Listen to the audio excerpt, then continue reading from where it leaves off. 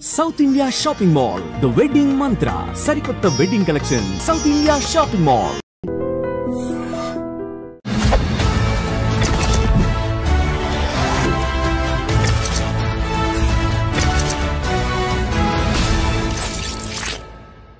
అందరికీ నమస్కారం. నేను Swaroopa Potlapalli. Welcome to I dream. Donald Trump America అధ్యక్షుడిగా రెండోసారి బాధ్యతలు చేపట్టిన తర్వాత తీసుకుంటున్న నిర్ణయాలు విదేశీయుల్లో గుబులు రేపుతున్నాయి. ప్రస్తుతం నాతో పాటు American studies expert Kannaganti Ramesh గారు ఉన్నారు. ఆయనతో మాట్లాడి వీసాలకు సంబంధించిన అనేక అప్డేట్స్ తెలుసుకుందాం. నమస్తే రమేష్ గారు. నమస్తే అండి. అనుకున్నట్టే అవుతోందండి. ఇంకా ట్రంప్ వచ్చాడంటే ఖచ్చితంగా వీసాల మీద అనేక రకాలైన డెసిషన్స్ తీసుకుంటారు అని అందరూ అనుకుంటూనే ఉన్నారు. ముఖ్యంగా H1B వీసాల మీద లాటరీ సిస్టమ్ ను బ్యాన్ చేయబోతున్నారు, ముఖ్యంగా రద్దు చేయబోతున్నారు అనే వార్తలు వస్తున్నాయి. మీ దగ్గర దీనికి సంబంధించి ఏమి ఇన్ఫర్మేషన్ ఉంది? H1B లాటరీ సిస్టమ్ ని రద్దు చేయటం అనేది ఇప్పుడు జరగదు. Please be relaxed. కానీ there are 2 schools of thought.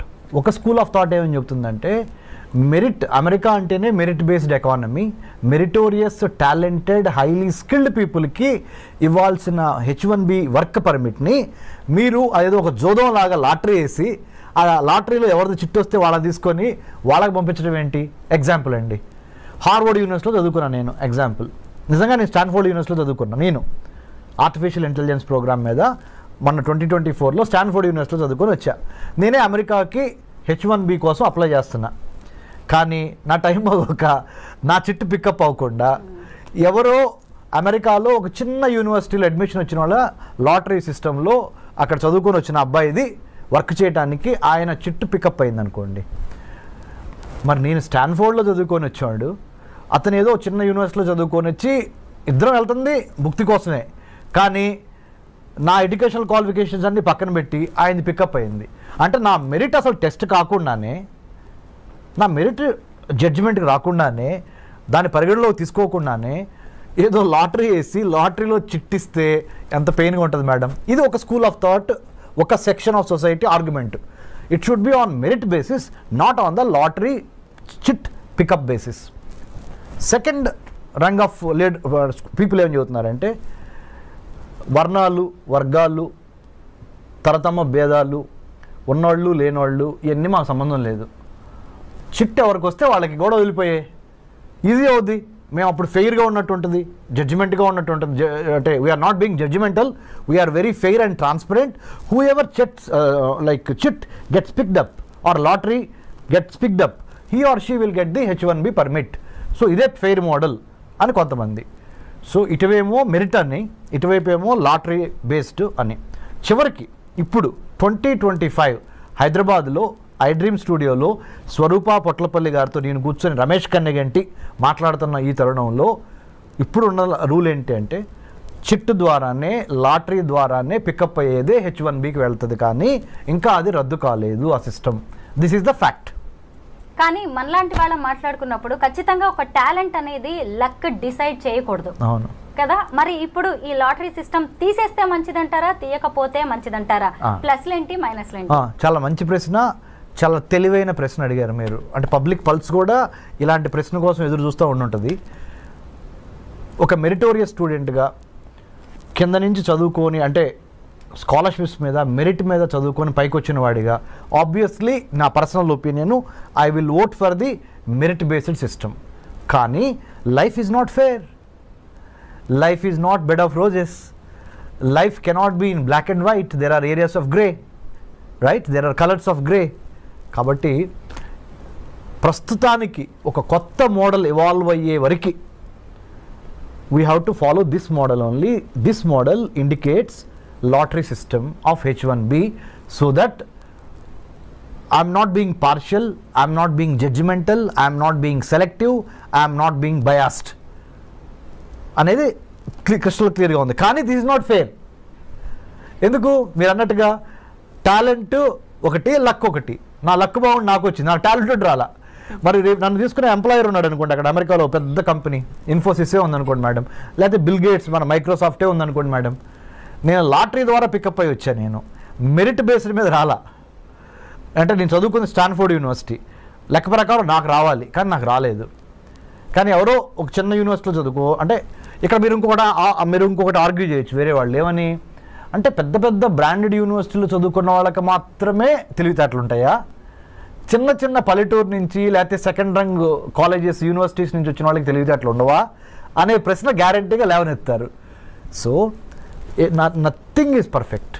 Every set of judgemental or measuremental basis has its own little bit of fallacies and mistakes, little bit of weaknesses, little bit of shortcomings.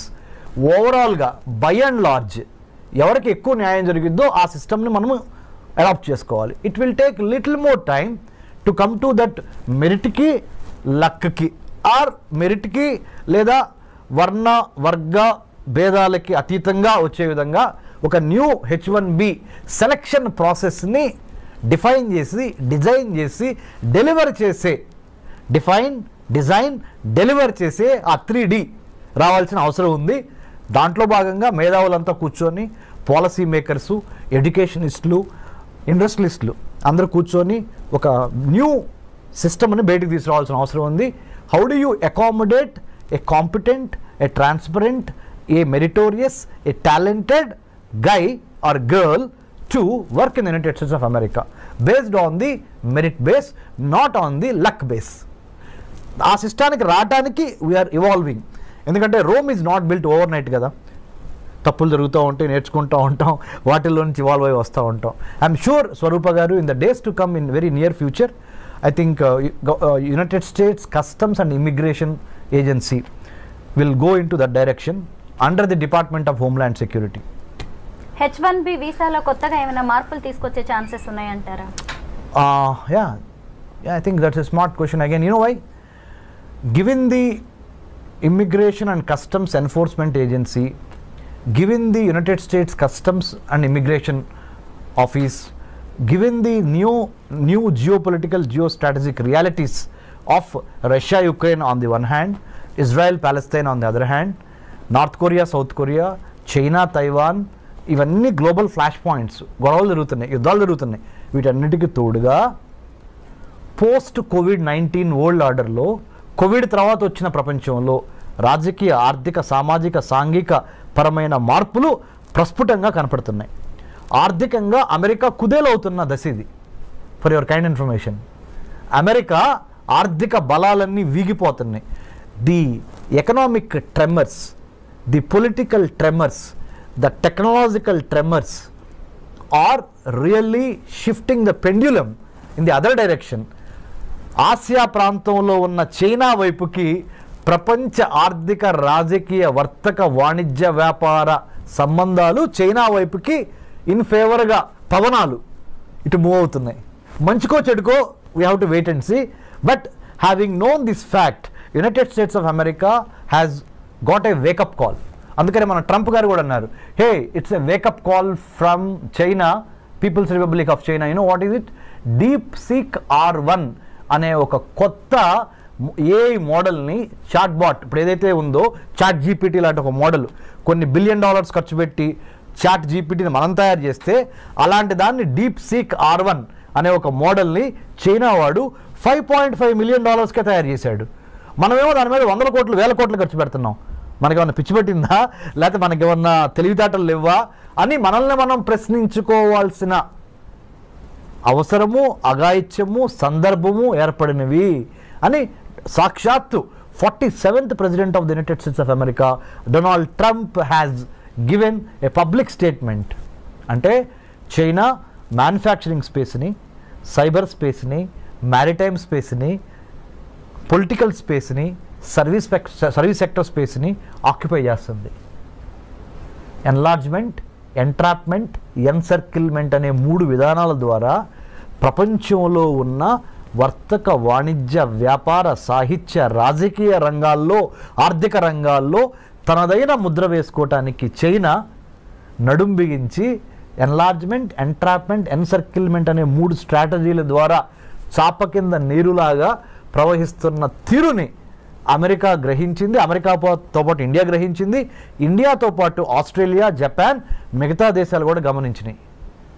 ఈ 4 దేశాల పేర్లు ఎందుకు ప్రస్ఫుటంగా ప్రస్తావించానంటే madam గారు, స్వరూప గారు, India, Australia, Japan, United states ఈ 4 కలిపి ఈ చైనాని ఎదుర్కోవటానికి క్వాడ్గా ఏర్పడింది. QUAD అంటే 4 చతురస్రాకారంలో ఈ 4 దేశాలు ఈ చైనా ఎదుర్కోవటం కోసం ఇందాక మీకు చెప్పాను spaces, manufacturing space, cyber space, maritime space, service sector space and political space, వీటిని కాపాడుకోవాలి దీని నుంచి, చైనా నుంచి అని ఈ 4 దేశాలు జతగట్టినాయి.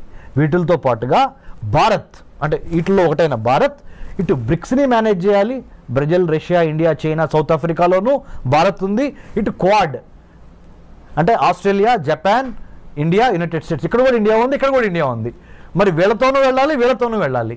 ఇద్దరితో కలిసి వెళ్ళి తన యొక్క రాజ్య ప్రయోజనాల్ని ఎలా కాపాడుకోవాలనే రాజకీయ దౌత్యపరమైన చదరంగంలో భారత్ చాలా స్మార్ట్గా తన పాముల్ని కదపాలి. దీనికి ఒక బ్యాక్గ్రౌండ్ ఉంది ప్రపంచ రాజకీయాల్లో. ఇప్పుడు జరుగుతున్న COVID-19 పరిణామం తర్వాత అమెరికా ఆర్థిక వ్యవస్థ కుప్పగూలిపోయి, అందుకనే let's make America great again అనే నినాదంతో ప్రెసిడెంట్ ట్రంప్ ఎందుకు అధికారంలోకి వచ్చాడు అంటే, ఉన్న వాళ్ళకి అమెరికా పౌరులకి ముందల విద్య, వైద్యం, ఆరోగ్యం, పర్యావరణం, వాళ్ళకి భద్రత, ఉపాధి ఇవ్వగలిగితే తర్వాత మిగిలింది ఏదన్నా ఉంటే ప్రపంచ దేశాలకు పంచిపెడతాము అనే ఒక బేసిక్ నాలెడ్జ్ నుంచి, బేసిక్ ఐడియాలజికల్ ప్రిమైజ్ నుంచి ఆయన let's make America great again అన్నాడు. అందుకని ఇండియాకి నిన్నగాక మొన్న $21 మిలియన్ రద్దు చేశారు US ఎయిడ్ నుంచి. ఇది ఇండియాలో ప్రజాస్వామ్యాన్ని పెంపొందించడానికి, ఎలక్షన్స్ని పెంపొందించడానికి $21 మిలియన్ శాంక్షన్ అయి ఉంటే దాన్ని రద్దు చేసేశారు Elon Musk, department of government efficiency, కొత్త డిపార్ట్మెంట్ వాళ్ళు. ఎందుకంటే ముందర మన దేశం గురించి మనం ఆలోచిద్దాం.